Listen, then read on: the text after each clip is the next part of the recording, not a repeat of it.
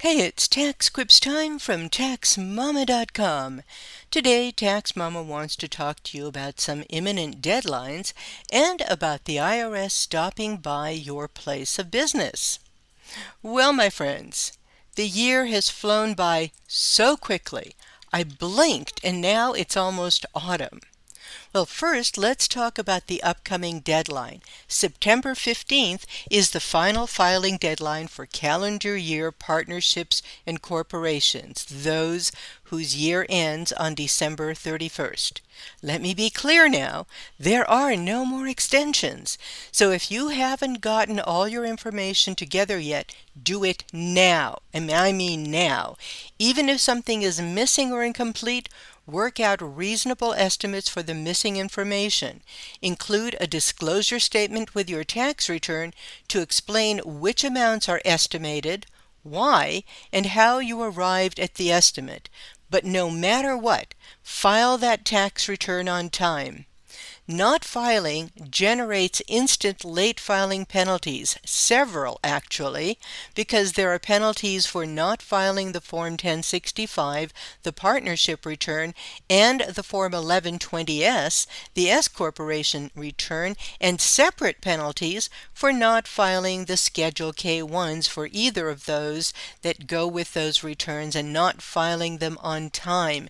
This can run into thousands of dollars. But in the meantime, I have some really good news for those of you who have not yet filed. There's one interesting last-minute tip. Since your 2021 business and personal tax returns are on extension, you actually have time to reduce those taxes. You have time to open and fund a retirement plan by September 15th for partnerships and S corporations and until October 15th for Schedule C businesses and C corporations. You'll still be able to get the deduction for 2021. But remember, you have to open and fund that retirement account by your business's deadline. For help with this, join me for a free webinar on Monday, September 12th at 3 p.m. Pacific to learn how to open and use a solo 401k before your filing deadlines. Here's the link to the special webinar for solo 401ks. But I'm going to give you some sad news. If you're working with a tax professional and you haven't given them your information yet, but they've been requesting documents for months, don't expect them to finish your tax return by the deadline at all, and potentially expect to be fired.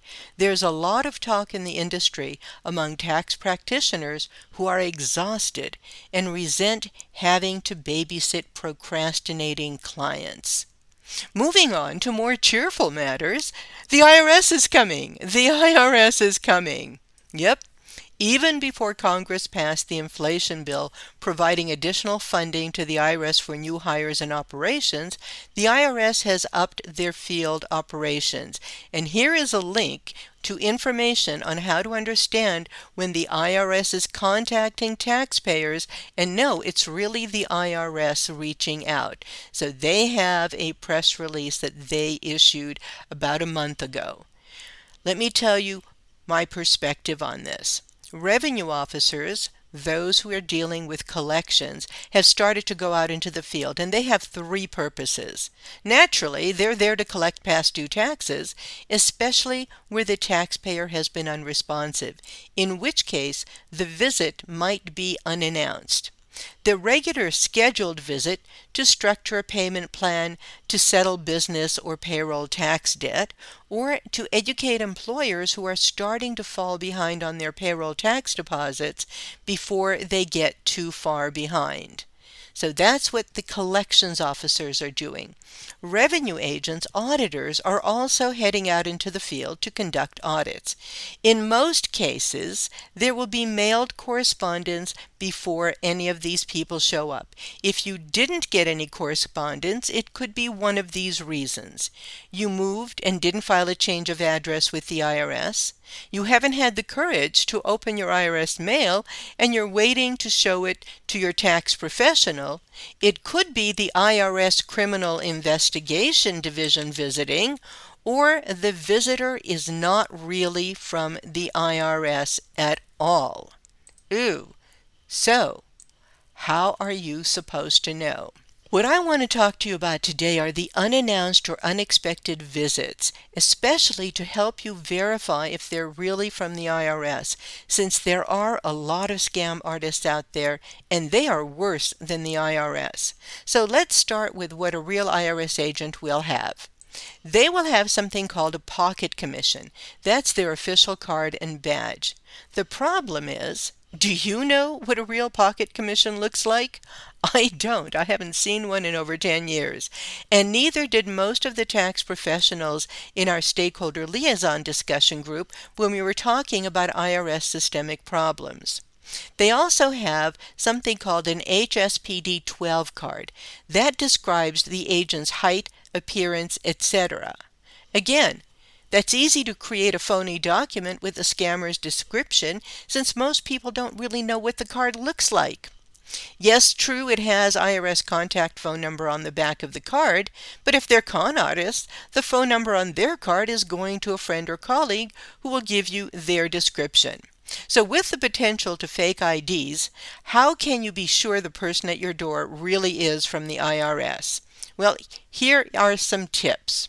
First of all, that agent will generally have information taken directly from your personal business or payroll tax return that you've already recently filed. Nobody else should have that. The IRS lists some specifics on their website about how to know if the IRS is calling or knocking at your door, broken down by the different divisions of the IRS. There's a link here. If you're still uncomfortable or you start out that way, here are your options when the IRS shows up unannounced. We were assured by the IRS managers at the stakeholder liaison meeting that this is acceptable. So if you're a taxpayer, ask them for their business card, then politely refuse to let them in until they first contact your tax professional and you provide your tax pro's contact information to them. Then call your tax pro immediately and sign a power of attorney so they can handle the contacts with the IRS. Or if you want to handle it yourself, that's fine too. Arrange to schedule a meeting at an IRS official facility. You can verify all IRS campus addresses online. If you're a tax professional, ask them for their business card, then reschedule the appointment at either an IRS campus or set it up for later after you've had time to verify their identity objectively. How can you verify their identity? Well, you want to verify that the person really works for the IRS, and you want to ask for a description by contacting these IRS groups to get the information. The Practitioner Priority Service can get you the information if you can get through on their phone lines these days, but your local IRS stakeholder liaison is a group that you can either call or fax to them and send them a request. You may even be able to email them. We have been assured that when you do this politely, the IRS agent will be gracious about this delay on their visit. They will understand. But remember, if you did get an advance notice and you don't want to be facing that person alone, contact your tax practitioner immediately. And the tax practitioners are only enrolled agents, CPAs, or attorneys. Nobody else can technically represent you. The IRS does actually have a verification phone number on the real HSPD 12 cards, but they don't want to make it public for security reasons, and that kind of makes sense. So remember, you can find answers to all kinds of questions about taxes and business issues and enrolled agent education free. Where else? At TaxMama.com.